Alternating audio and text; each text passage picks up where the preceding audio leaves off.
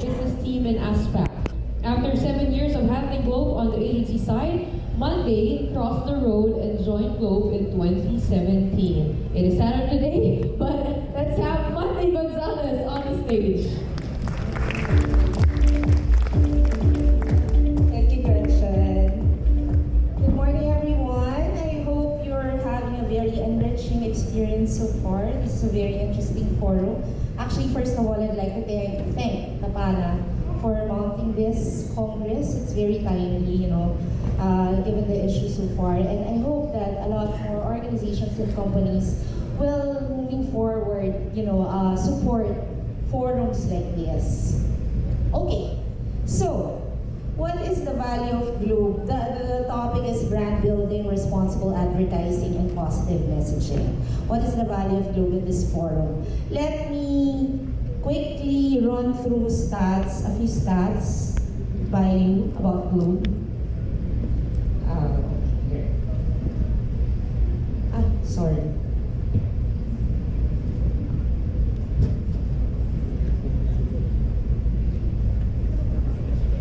Okay. So, Globe is the #1 mobile company in the Philippines. We have 97 million subscribers, customers, nationwide. That's 9 out of 10 Filipinos. We are serving 9 out of 10 Filipinos. And that's a responsibility that we take quite seriously. 70% of our business or service revenues come from data. 70% from data. Later on, you'll see the significance of this number. We support the United Nations Sustainable Development Goals, 10 of the 17.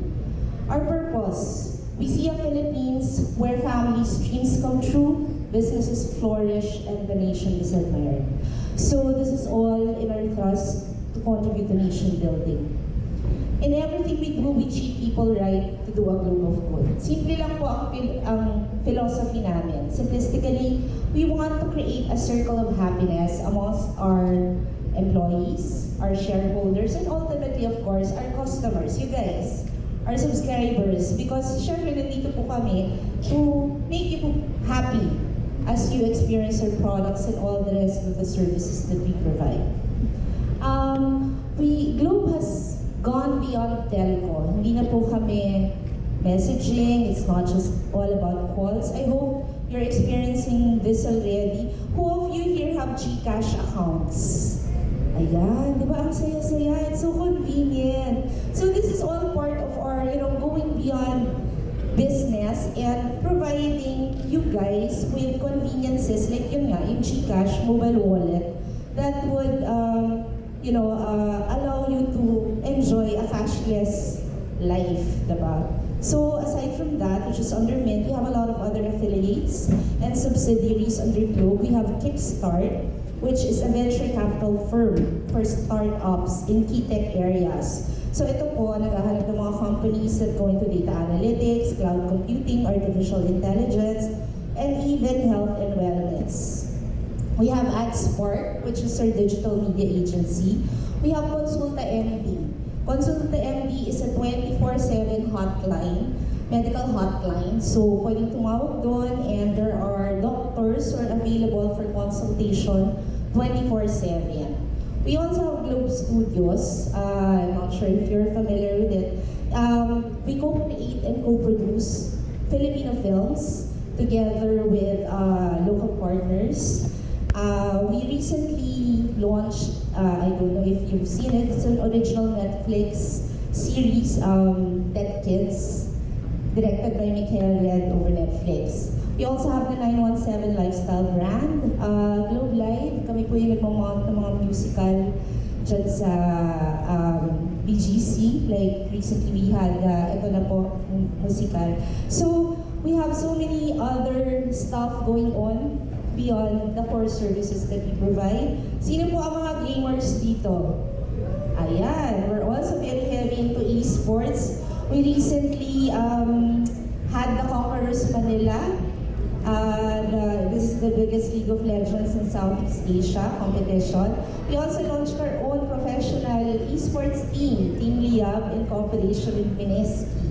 So, ito naman naman po, we want to develop the mga local gamers and get them into the global stage. Kasi ang gagaling po ng gamers natin locally, and we want them to, expose them to all the opportunities that they can have in the international scene.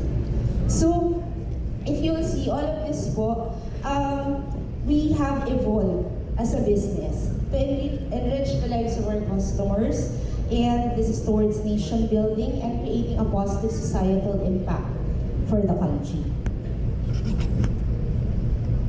We commit to contribute to 10 of the United Nations goals, SDGs. So just to quote our President and CEO, Ernest Gu, this is in line with our purpose to see the Philippines as an admired nation, wherein we provide the necessary infrastructure and investments to make connectivity and internet as pervasive and inclusive as possible. Globe has always been about innovation po. We always want to disrupt. So our President commits to push innovation that will enrich the lives of Filipinos and promote financial inclusion, education, health and wellness, livelihood, and so much more.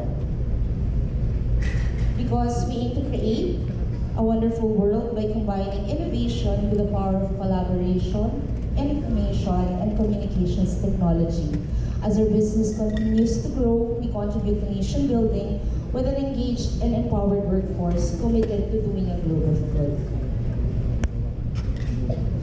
So our globe of good is actually anchored on 4 pillars: care for the environment, for people, positive societal impact, and digital nations. So under each pillar po, we have different projects. Like for the environment, we have Project One Phone. So kung bibili po kayo ng mga telepono this Christmas or magregalo kayo, don't forget, if you plan to dispose of your phones, you can bring it to any Globe store. We have our e-waste disposal and recycling there. We also have paperless billing, rainforestation. This is in partnership with the Hinalaban Foundation of Bukidnon. Marine biodiversity protection, which is in cooperation naman with local government units, in line with our thrust to promote sustainable tourism together with the DOT. For people, we have a lot of volunteerism activities. Not only do we engage our employees, but we usually invite also customers to join yung mga efforts namin. Like recently, we had the International Coastal Cleanup in select areas like Manila Bay. And this is where our See You Tomorrow mental health awareness campaign falls under, Care for People. For positive societal impact, we have our anti-piracy campaign, which is called Play It Right, and a host of other programs. And then for Digital Nation, allow me to talk about our Digital Thumbprint program. The Digital Thumbprint program is a program that is mounted together with the Department of Education.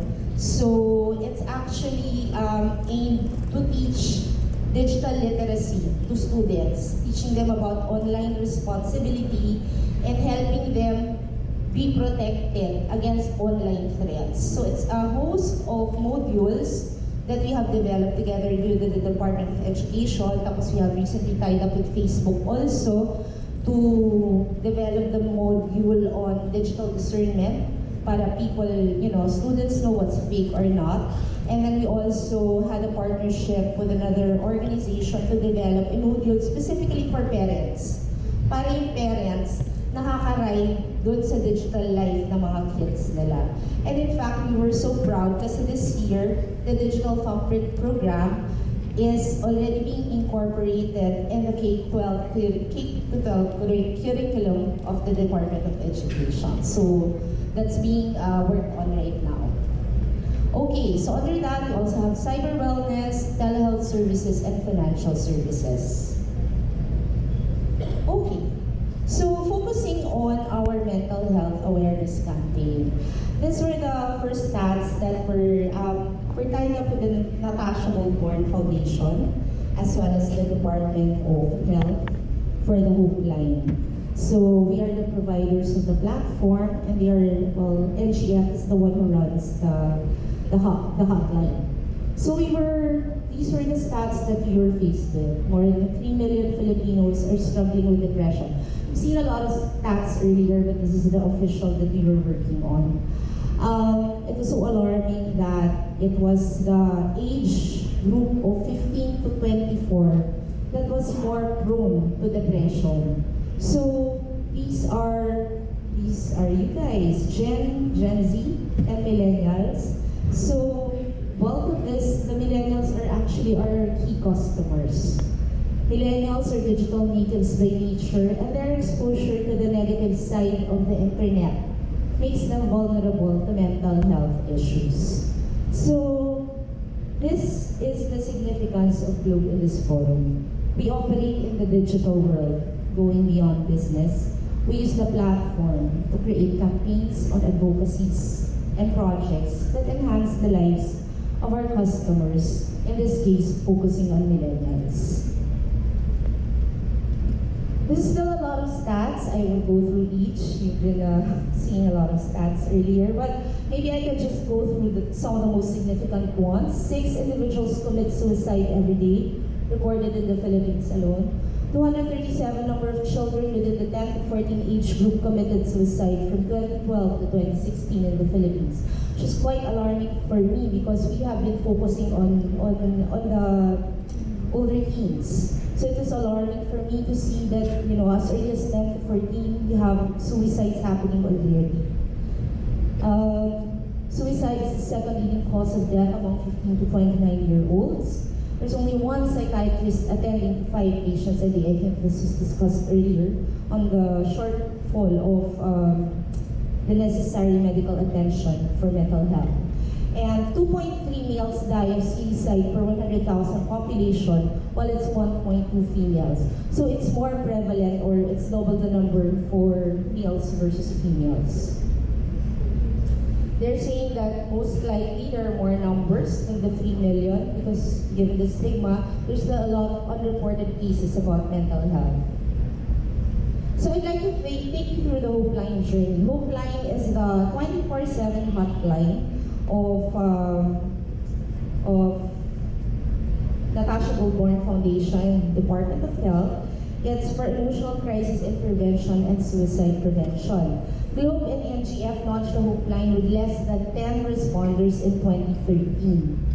The new Hope Line hub opened in Cebu in 2015, and then we also tied up with the Philippine Guidance Counseling Association. And then in 2016, the Department of Health and the World Health Organization recognized Hope Line for suicide prevention. In 2017, the Globe Hope campaign started with a caravan in schools. This was tied up with the College of St. Benil, wherein we launched a 40-second video contest which kicked off in private schools. The new Hope Line also expanded that year with 16 new responders. In 2018, we launched our mental health awareness campaign, See You Tomorrow, which kicked off Hope Line to mainstream and social. And in that same year, DOH took over the Hope Line, Suicide Prevention Emotional Crisis Center. In 2018, the Mental Health Act, RA 11036, was signed into law. I won't go through the symptoms and causes about mental illness. I guess I just put in the slide here just to give you an idea of the research that we do prior to developing any campaign and launching it out there, especially for something as sensitive as mental health. So we actually work with Consulta, one of our affiliates, in developing the campaign and ensuring that whatever messaging, and including the Natasha Goldborn Foundation, whatever messaging we put in that campaign is something that will be, you know, it's not harmful, it's not gonna trigger anything. So we have to ensure that everything that we put out there will actually work towards helping people who need help in terms of mental health awareness. So I will share with you this is what we call like concept board for the campaign that was developed for Globe's mental health awareness campaign. So love as See You Tomorrow, because tomorrow means hope. Let's spread the hope. Let's get people to create another day. Let's create a positive advocacy that can Save our friends, friends we have seen for a while, friends who are going through something, or even our usual friends who might not be telling us anything. Let's show people that the simple act of creating tomorrow betters our chances of actually helping someone and inspire hope to those who need it. The first time I saw this board, I just wanted to share with you, medyo kinilabutan ako when I saw the board that was presented by the ad agency. Kasi it was so real. The story was something that actually happened to me, to one of the members of my family. So I could really relate to it. Tapos when I showed the other members of my team the board, apparently it was something that they shared also, na na-experience nila. So parang nakakaano lang na there's so many people affected by it pala at the time that we were launching it. Kaya sobrang I really pushed for this material because I felt that it was gonna deliver the message that it needed to deliver. So, Ma'am, here's your cupcake. thank you.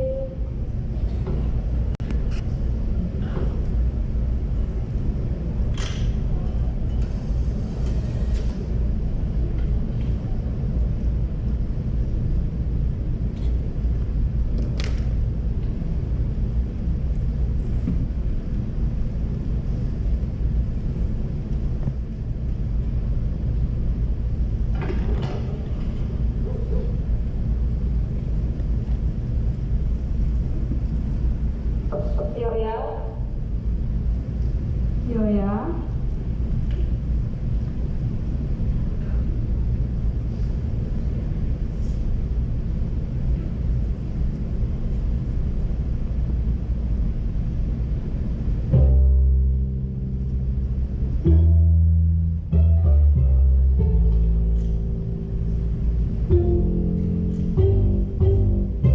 One door closes, another one opens.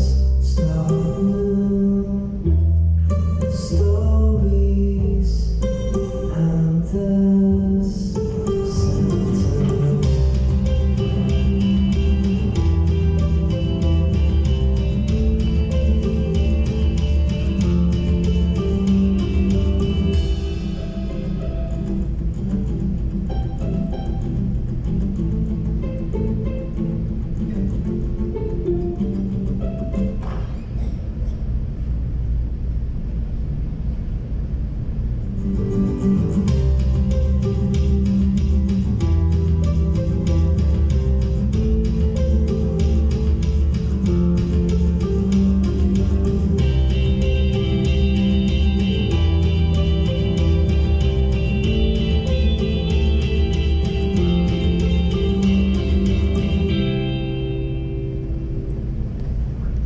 Alright.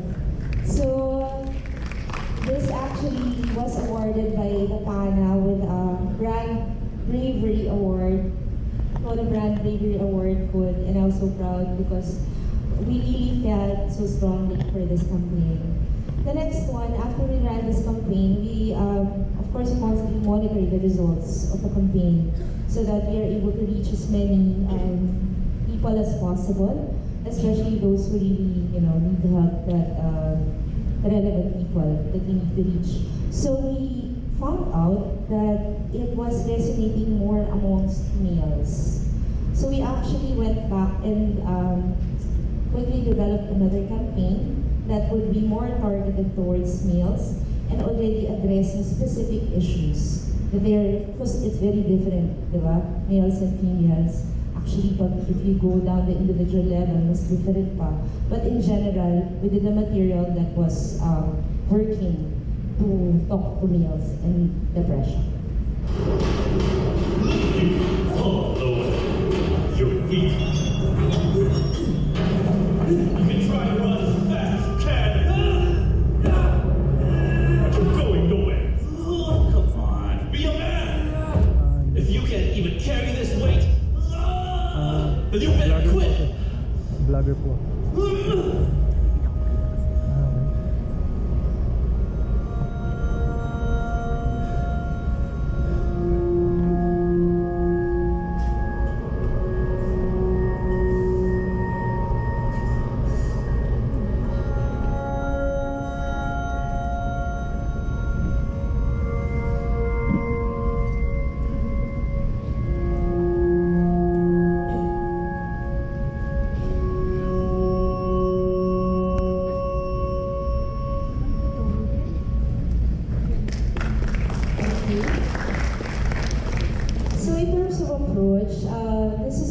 awareness campaign that we wanted to educate people about the causes and symptoms of depression to help identify people with suicidal tendencies.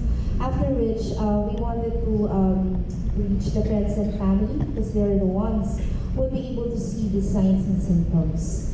And make people very much aware about mental health issues and to refer the hope line. Diba? Pag kailangan ng help, call the hope line. In terms of impact, the Hope videos performed very well in social media. In fact, amongst all the advocacy campaigns that we had, it was this one that got the most engagement, the most shares, the most comments. In fact, wala kaming negative comments with this campaign. Hope line was carried already in mga news articles. You know, before we launched the campaign, tumatawag pa kami sa media partners namin. Uy, lagay niyo naman yung Hope line para ma-promote kung sa sila tatawag. But after we launched it, automatic, the media and even people socially were sharing the Hope line already, which is what we wanted. We also created a social media page where people can share their messages of hope. It's called the Hope Bank. So if you want to visit that and share your message of hope, you can also do that. We paved the way for the traffic of hope, as you call it. Since the launch of the Hope program in 2012, calls have increased from 463 to more than 25,000 in 2018. In terms of campaign impact, call peaks usually during holidays and celebrations like New Year's or Valentine's. So holidays are when people are more likely to feel depressed. The Hope video actually, and the video saw spikes in calls. The calls increased by 86% from 3,000 in 2017 to 6,000 in 2018 during the See You Tomorrow campaign period. In summary, the Hope program was able to reach 72 million people in social media and drive traffic to the hotline with the awareness campaign. We listened and helped more than 25,000 Filipinos. We made key government agencies like the Department of Health and the Department of Education create programs for mental health, and we actually influenced the creation of Republic Act 11036 or the Mental Health Act of 2018 in the Philippines. Okay, so let's just, I'll just leave you with this last slide before I show the last slide. Globe is very much committed to pursue our support to promote awareness for mental health in the Philippines. And I hope PANA and all the other organizations and companies like Unilever will continue to do programs to promote mental health. So let's work together to build a community of positivity and hope, to uplift spirits and provide help to those who need it. That the simple act of creating tomorrow betters our chances of actually helping someone. Salamat po.